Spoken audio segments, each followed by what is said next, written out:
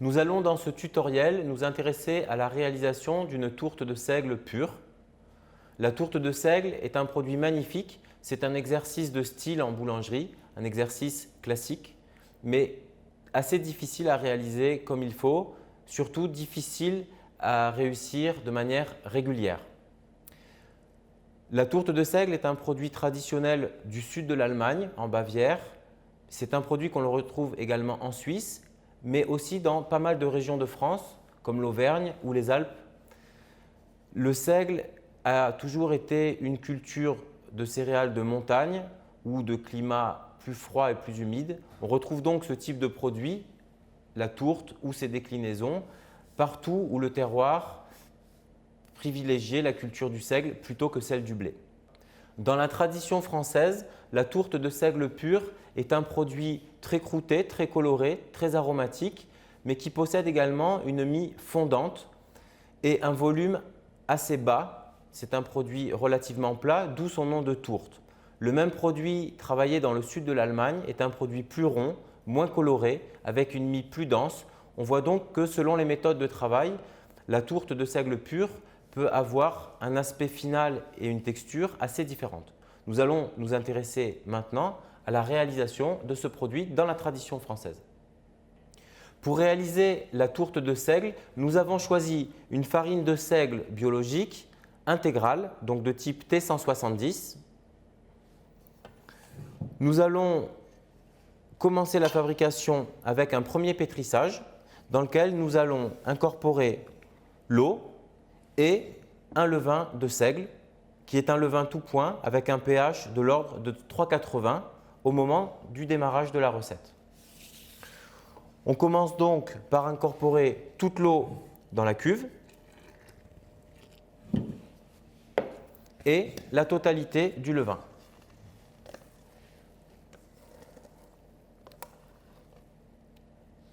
Nous allons procéder à un pétrissage de 5 à 7 minutes en vitesse lente.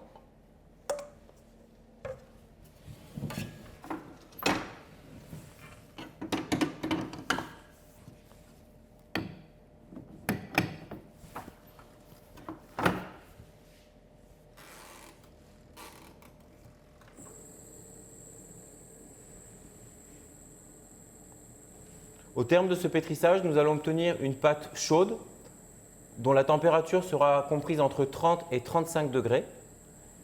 Et cette première pâte va fermenter pendant 1h30 avant de passer à l'étape d'après. Le seigle étant une pâte fragile, nous allons être particulièrement vigilants au cours de cette fabrication à la température de la pâte ainsi qu'à sa viscosité. Nous savons que le seigle est riche en pentosane et les pentosanases sont des enzymes qui vont en milieu acide dégrader ces pentosanes et donc diminuer la viscosité de la pâte finale. La mesure du pH va donc être, dans la fabrication de la tourte de seigle, un indicateur précieux. Après 7 minutes de pétrissage, nous allons arrêter la cuve, sortir cette première pâte.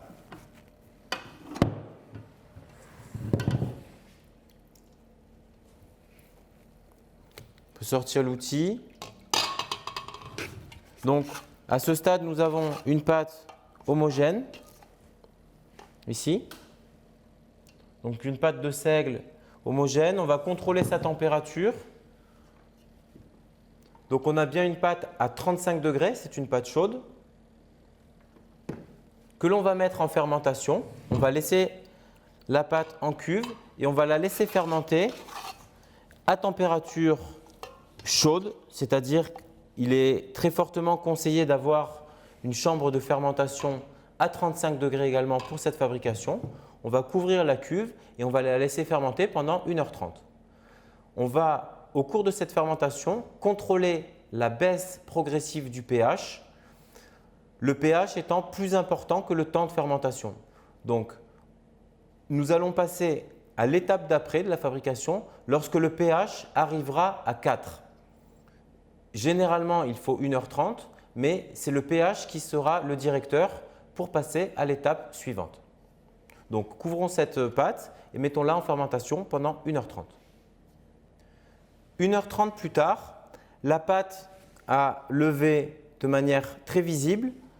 Le pH nous indique un pH de 4. Il est donc temps de passer à l'étape suivante qui est un deuxième pétrissage. Ce deuxième pétrissage va nous permettre de doubler la quantité mise en œuvre.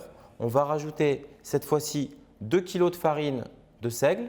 On va saler la préparation qui n'était pas salée jusque-là et l'eau finale. Alors, on va mettre l'eau en fond de cuve. Voici.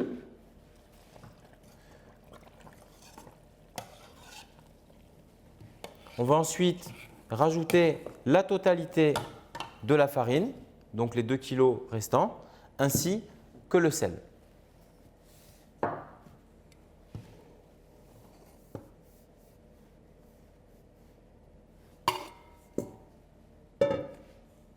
Voilà, on va pétrir cette deuxième pâte qui sera la pâte finale.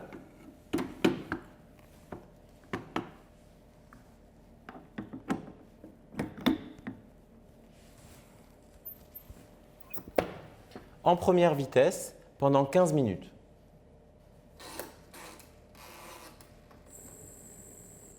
Après 15 minutes de pétrissage en première vitesse, nous allons donc arrêter le batteur ici et sortir la pâte. La pâte va donc rentrer dans sa deuxième fermentation. Voilà, donc on a une pâte ici très homogène, relativement collante, toujours 100% seigle, en seigle intégral. Donc on a une pâte qui est visqueuse et au cours de la fermentation, avec la baisse du pH, cette viscosité va diminuer sous l'effet des penthosanases qui vont découper les penthosanes en molécules plus petites.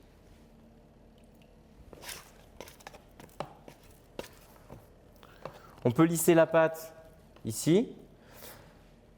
Le volume de la pâte en fin de fermentation sera supérieur à celui de la cuve. On va donc sortir la pâte pour que ça ne déborde pas. Donc ici, en fin de pétrissage, on va décuver cette pâte et la mettre en seau pour préparer la dernière étape de la fabrication. On vide la cuve complètement et on vient homogénéiser la pâte dans le seau en la mouillant très légèrement en surface pour obtenir une pâte lisse, comme ceci. Voilà. Cette pâte va fermenter maintenant à nouveau 1h30. Le point de passage à l'étape d'après sera toujours le pH. Dès que le pH arrivera cette fois à 4,10, il faudra alors mettre la pâte en banneton.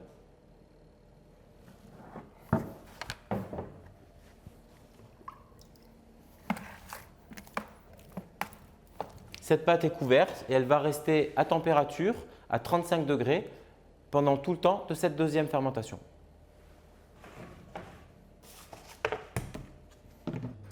En fin de deuxième fermentation, la pâte a bien levé.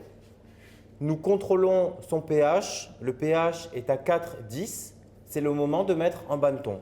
On va donc faire une mise en banneton très délicate pour ne pas abîmer la structure de la pâte. Et on va travailler dans des bannetons très largement farinés.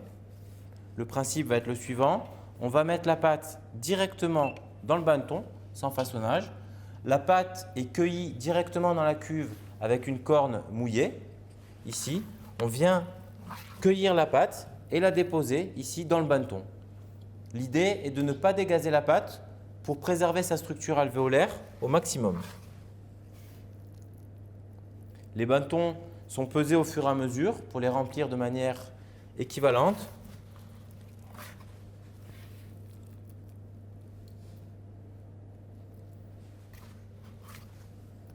Voilà, on va mettre 1,5 kg de pâte par banneton.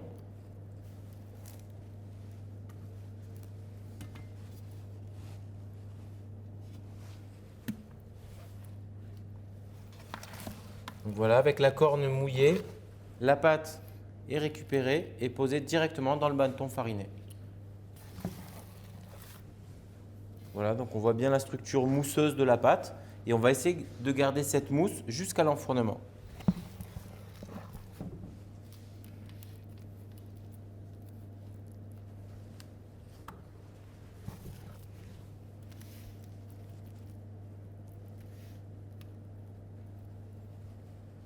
aussi. La pâte va ensuite reposer en banneton pendant une dizaine de minutes, essentiellement le temps que les différents morceaux de pâte qu'on vient de poser dans le banneton puissent se recoller bien les uns avec les autres. Et dès que la surface du banneton se sera légèrement homogénéisée, on va procéder à l'enfournement. Après 5 minutes en banneton, la pâte de seigle s'est homogénéisée dans le banneton. On ne voit plus ici la trace des différents morceaux.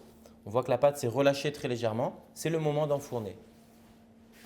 On va fariner très légèrement la surface ici des pâtons pour pas qu'ils collent au tapis enfourneur. Ensuite, on les retourne et on les enfourne directement. Pour gagner un tout petit peu de temps, vu que ce sont des pâtes fragiles, on peut commencer par mettre la buée dans le four. On retourne ensuite les bannetons.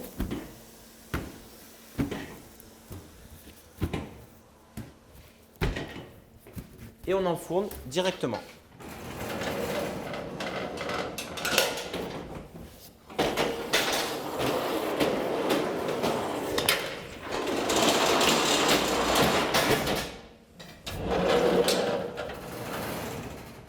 Ensuite, on vient remettre de la buée. La cuisson va durer 1 heure en phase de température descendante. On va rester 220 minutes autour de 235-240 degrés. Puis, on va descendre la température de 20 degrés toutes les 20 minutes pour finir autour de 200 degrés dans 1 heure. Voici donc la tourte de seigle pur finie, cuite, sortie du four, légèrement refroidie. On a donc un pain avec un aspect relativement plat. Ici, c'est l'aspect recherché sur la tradition française de ce type de pain. Un dessus très craquelé, magnifique, typique de ce produit-là. Et à la coupe, donc, on va regarder la mie de cette tourte de seigle, ici.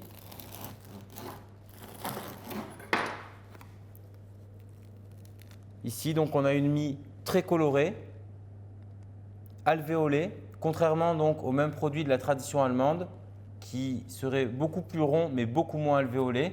On a ici un bel alvéolage pour un seigle pur intégral et une mie extrêmement fondante ici qui dégage des arômes incroyables de miel. La tourte de seigle, au niveau aromatique, c'est donc tout un équilibre entre les sucres naturels de la farine de seigle qui vont caraméliser à la cuisson pour donner cette jolie couleur miel foncé et les notes d'acidité apportées par le levain. On a donc un équilibre gustatif qui balance entre le sucré et l'acide. On est donc dans des équilibres aigre-doux typiques de ce type de produit.